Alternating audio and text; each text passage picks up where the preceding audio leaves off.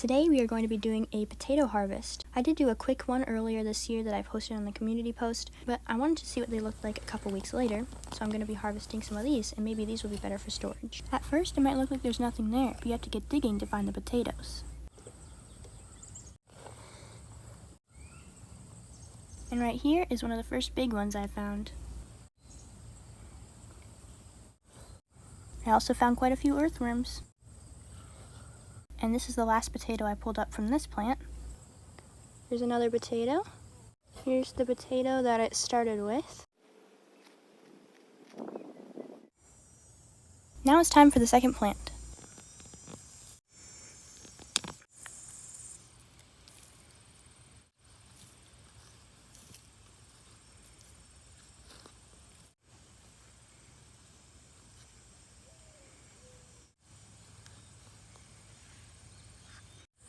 Another one. From 2 original seed potatoes, I got all these. Now we're moving on to a variety where I only planted 4 seed potatoes, but these are a purpley blue variety called Adirondack Blue. Look at that.